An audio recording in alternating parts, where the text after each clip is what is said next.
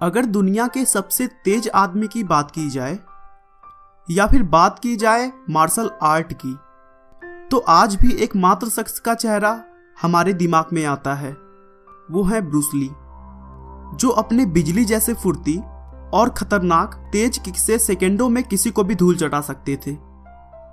दोस्तों, वैसे तो बहुत कम लोग होंगे जो ब्रूस ली के नाम से वाकिफ नहीं होंगे, लेकिन जो उनके बारे में नहीं जानता है उन्हें मैं बता देता हूं कि ब्रूस ली मार्शल आर्ट के बादशाह थे, या फिर कह लीजिए उनके जैसा मार्शल आर्ट का हुनरबाज उनके बाद आज तक कोई पैदा ही नहीं हुआ।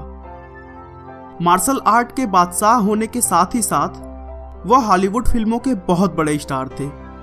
उन्होंने बहुत सारी सुपरहिट फिल्में भी दी हैं। दोस्तों, ब्रूस ली की मृत्यु 32 वर्ष की बहुत कम उम्र में हो गई थी, जिसके बारे में मैं आपको डिटेल में आगे बताऊंगा। लेकिन उन्होंने इस छोटे से उम्र में जितना कुछ कर दिखाया था ना, वो हर किसी के बस की बात नहीं है।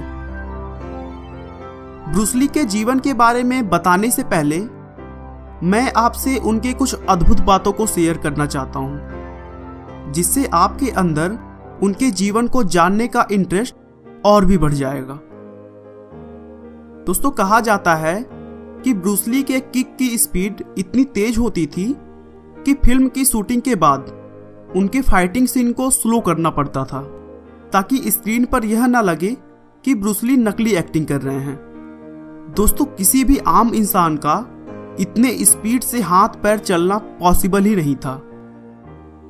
ब्रूस ली किसी को भी 3 फीट दूर खड़े होने के बावजूद 0.05 सेकेंड में पंच मारकर गिरा सकते थे, जो कि अपने आप में एक अद्भुत टैलेंट था।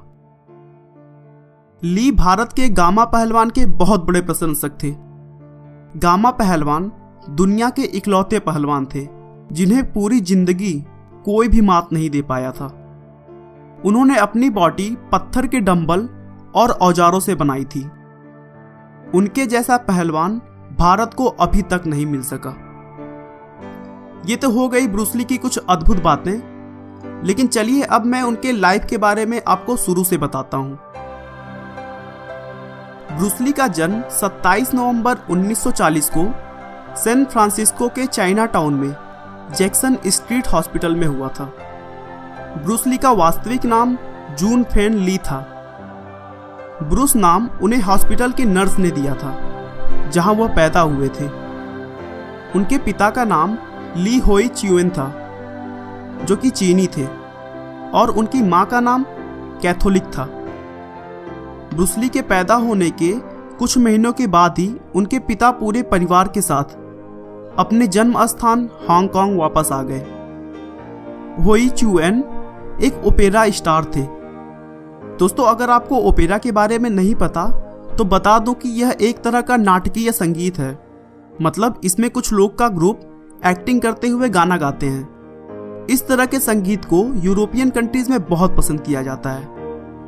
उनके पिता के ओपेरा स्टार होने की वजह से 3 महीने की आयु में ही ब्रूस ली को गोल्डन गेट गर्ल नाम के एक फिल्म में एक बच्ची का किरदार मिला, और उनका फिल्मी सफर मात्र 3 महीने के छोटी सी उम्र से स्टार्ट हो गया।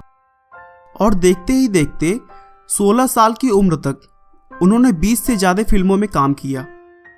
ली ने अपनी शुरू की पढ़ाई पास के ही एक स्कूल से की। जब ली 16 साल के थे तो उन दिनों उनके शहर में कुछ गुंडे आकर बस गए थे, जो कि आम लोगों को बहुत परेशान किया करते थे। इसीलिए वह अपनी और अपने परिवार की सुरक्षा के लिए 16 साल की उम्र में मार्शल आर्ट का हुनर सीखना शुरू कर दिया। उन्होंने यिप मैन से ट्रेनिंग ली, जो कि एक माने जाने ट्रेनर थे, जिन्होंने ली को विंग चुन नाम के मार्शल आर्ट का अद्भुत टेक्निक सिखाया। मार्शल आर्ट के नॉलेज होने के बाद ली को गुंडों से लड़ने का शौक सा हो गया था, जिसकी वजह से उनके पिता बहुत परेशान रहते थे, और ना चाहते हुए भी उन्होंने ब्रूस ली को अमेरिका भेज दिया। वहां जाकर अपने खर्चों के लिए ब्रूस ली ने लोगों को गार्डन में मार्शल आर्ट सिखाना शुरू किया, और 20 साल की उम्र में कुछ पैसे जुटाकर यूनिवर्सिटी ऑफ वाशिंगटन में एडमिशन ले लिया और वहां भी उन्होंने स्टूडेंट्स को मार्शल आर्ट की ट्रेनिंग देनी शुरू कर दी। इसी बीच उनकी मुलाकात लिंडा एमरी से हुई और उन्होंने लिंडा को अपना दिल दे बैठा और अगस्त 1964 में शादी कर ली। ब्रूस ली और लिंडा के 2 बच्चे हुए, ब्रैंडन ली और शैनन ली। बड़े होकर ब्रैंडन, जो कि अपने पिता की तरह एक एक्टर बने, लेकिन 1993 में द क्रो मूवी के शूटिंग के समय गलती से उन्हें बंदूक की गोली लग गई, जिससे उनकी मृत्यु हो गई। शैनन ली भी एक अभिनेत्री बनी और 1990 के समय तक उन्होंने कुछ फिल्मों में काम किया, लेकिन उसके बाद से उन्होंने एक्टिंग छोड़ दी। ब्रूस ली शादी के बाद मूवी के कुछ सीन्स के लिए मार्शल आर्ट सिखाने लगे थे। फिर 1969 में लॉस एंजल्स के चाइना टाउन में उन्होंने मार्शल आर्ट सिखाने के लिए एक ट्रेनिंग सेंटर खोली, जहां वह बड़े बड़े एक्टर्स को मार्शल आर्ट की ट्रेनिंग दिया करते थे। उसी साल उन्होंने मार्लो नाम की फिल्म में हेल्पिंग एक्टर के तौर पर काम किया था। ब्रूस ली ने अभी तक बहुत सारी फिल्मों में तो काम किया था, लेकिन वह अभी अपनी एक्टिंग के लिए फेमस नहीं हुए थे। उनकी पहली बड़ी मूवी 1971 में आई, जिसका नाम द बिग बॉस था, जो कि एक चाइनीज मूवी थी जिसमें उन्होंने लीड रोल दिया था। इस फिल्म की वजह से ब्रूस ली पूरी दुनिया में प्रसिद्ध हो गए। उसके बाद देखते ही देखते एक्टिंग की दुनिया में उन्होंने बड़ी सफलता हासिल कर ली और fist of fury, way of dragon जैसी सुपरहिट फिल्में दी। ब्रूस ली एक अच्छे आर्टिस्ट और पोएट भी थे। उन्हें किताब पढ़ने का बहुत शौक था। इतनी सफलता के बाद किसी इंसान की जिंदगी में अफवाहें ना आए, ऐसा तो पॉसिबल ही नहीं है।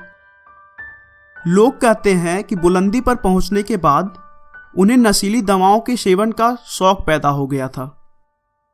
वह अपने आप को मार्शल आर्ट का संपूर्ण गुरु बनाने की सनक में जरूरत से ज्यादा अभ्यास करना शुरू कर दिया, जिससे उनकी दिमाग की नसें कमजोर पड़ गई थीं।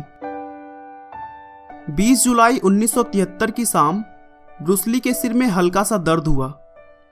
उन्होंने दर्द की दवा ली और थोड़े ही देर में वह बेहोश हो गए।